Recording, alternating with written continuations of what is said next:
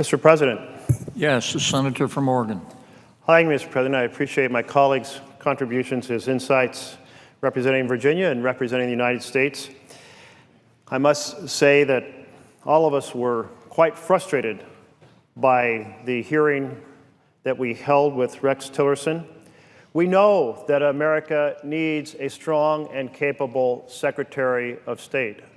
We have many great power issues to wrestle with, certainly with Russia, certainly with China. We know we have many emerging powers around the globe that will raise issues relevant to the security of the United States and the economy of the United States.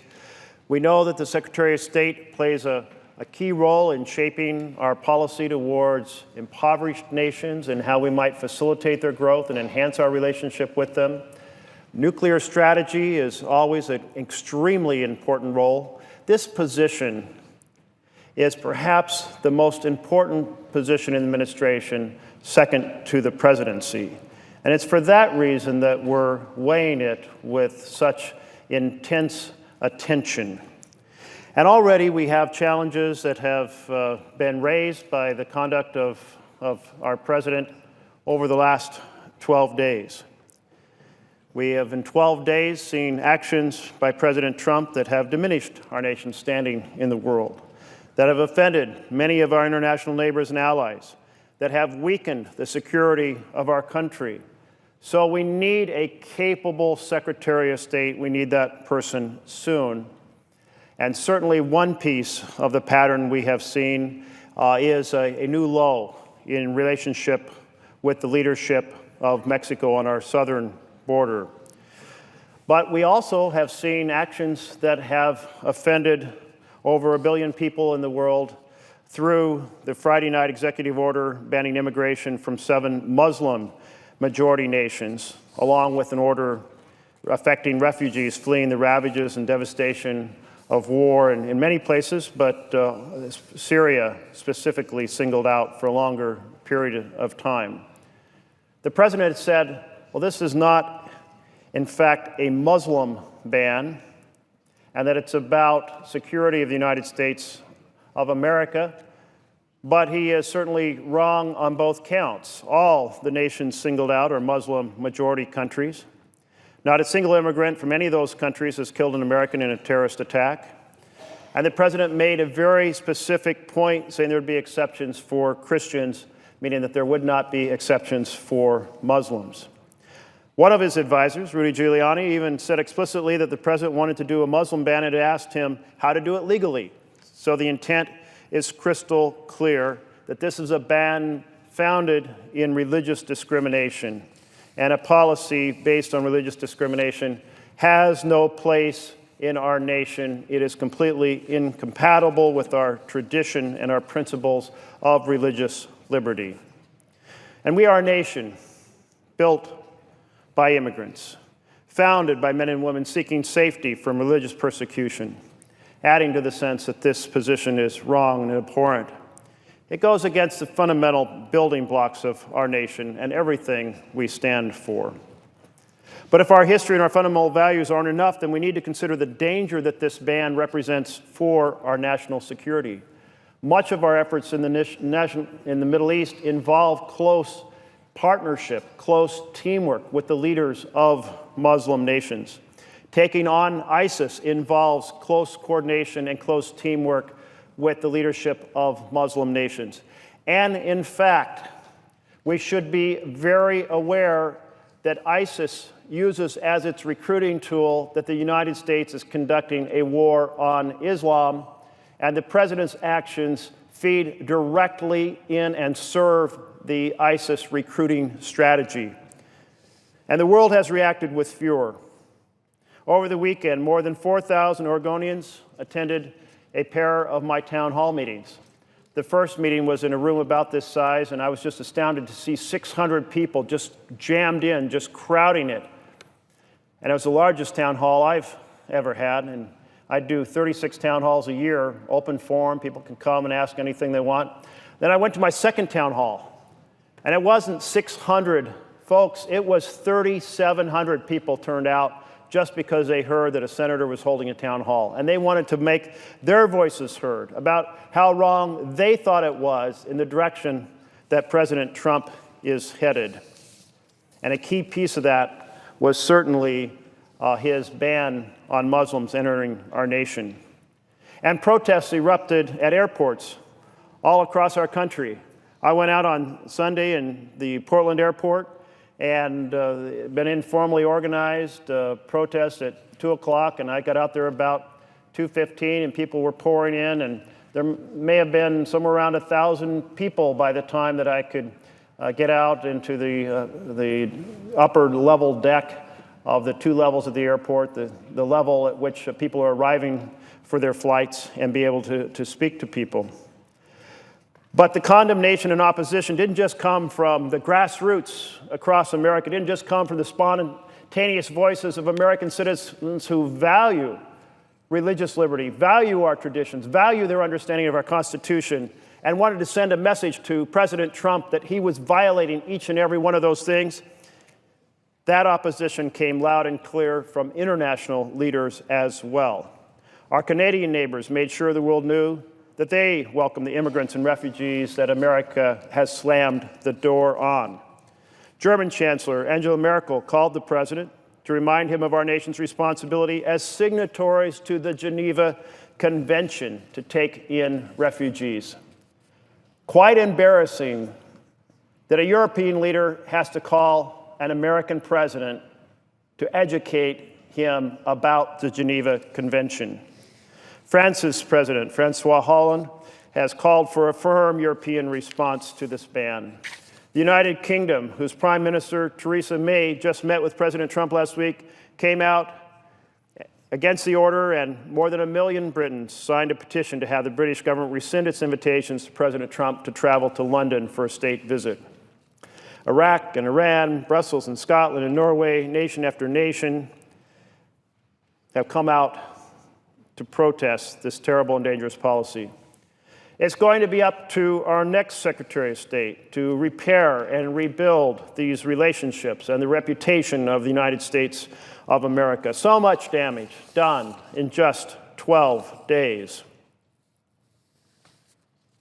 My colleagues, Senator McCain and Senator Graham, said in a statement this weekend, this executive order sends a signal, intended or not, that America does not want Muslims coming into our country. And indeed, it does. So is Rexx Tillerson the right individual to set our nation back on a firm and steady course? Is he the right person to guide us through this volatile international landscape where we need to rebuild alliances and restore leadership? In short, the answer is that Rexx Tillerson is not the right man to do it.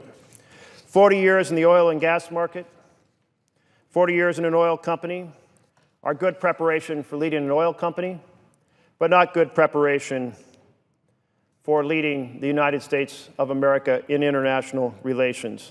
Not good preparation for serving as our top diplomat, putting out fires, calming fears, communicating our policy to the world in this volatile moment in history. During the hearing, there were a series of questions really related to one's moral compass in leading the foreign policy for the United States of America. One of the questions that I asked about was Exxon's effort to set up a subsidiary to evade American sanctions on Iran. And what did he feel about that as a leader of Exxon? And he responded by saying, I don't have any memory of this. Really? The top management of Exxon decides to set up a subsidiary to circumvent American sanctions on Iran with a great deal of national security at stake, and you have no memory? Well, that was certainly a disappointing comment and an unbelievable statement.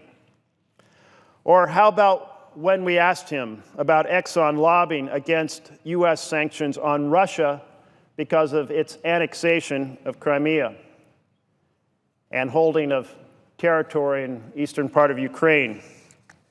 And on this, he said, oh, Exxon didn't lobby on this.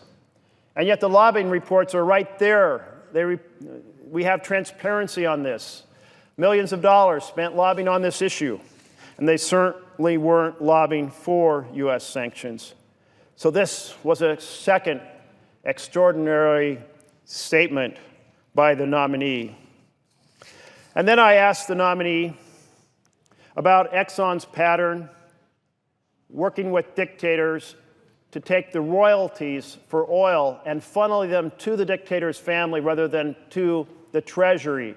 And this is particularly true in Equatorial Guinea, where dictator Obiang has declared himself president for life. And his response was simply, but Senator, we weren't successfully prosecuted for violating the law. That is not a statement related to moral compass and understanding. Certainly, when a company takes a nation's treasure and diverts it into the pocket of the dictator, you are affecting the lives of hundreds of thousands of people. And certainly the people of Equatorial Guinea are a poor people who could use those resources for health care and for transportation systems. The president of Equatorial Guinea is famous for filling a plane with fancy sport cars bought in Europe and flying them down to Equatorial Guinea. And how does he do that? Because Exxon steered the royalties for that nation's oil into the pockets of the dictator. But we didn't get any sense that there was any concern about the impact this had had on the people of that nation. And so members of the committee asked him about the extrajudicial killings by police officers in the Philippines, extrajudicial killings ordered by President Duterte, young men shot down on the street. I think at last count, an estimate of 4,000 to 6,000 young men assassinated on the street. And he simply said, I need to get more information. Well, this is not something that's been hidden on the back pages of a newspaper. This is something fundamentally contrary to the principles of due process and justice that our nation stands for. Couldn't the nominee have expressed that this is completely in violation of our core principles? But he had no ability to do so. And then we come to global warming, an impact that is occurring right now on the ground in my state, where the burning of coal and oil and natural gas, the accumulation of carbon dioxide and the accumulation of methane is resulting in acidification of the ocean that is causing oysters to have difficulty reproducing because it affects their formation of shells at the beginning of their life. The higher acidity makes it harder to form those shells. We see global warming on the ground in Oregon in terms of a longer fire season and more intense fires. They're burning far more forests than ever before. We see it in terms of a lower average snowpack in the Cascades that is causing significant drought and smaller and warmer trout streams. So this isn't some strange phenomenon. It isn't that we imagine might happen in the future. It's happening at this moment. We have high tides that are now covering the sidewalks of cities on sunny days. We have moose dying of ticks because it's not cold enough to kill the ticks in the winter. We have lobsters off Maine traveling up further into Canada while they start to get fish from the Carolinas. It's everywhere we look, it impacts the economy of our country, and particularly our rural economy of fishing and forestry and farming. But his response was simply, we need to keep talking to people about it. He says it's an issue, not particularly urgent, not necessitating American leadership, just something we should be at the table for. Not at the table to urge others, just to be at the table. That certainly misses the size of this challenge to our planet. So here we are, 12 days into the presidency, major international problems occurring, and a nominee who on issue after issue after issue lacked a moral compass or insight about the complexity of issues, about the principles of our nation. So for these reasons, I am voting against the nominee. and I may well be back to extend my remarks another moment, but I am delighted to yield to my colleague from New Mexico who is standing by to make his remarks.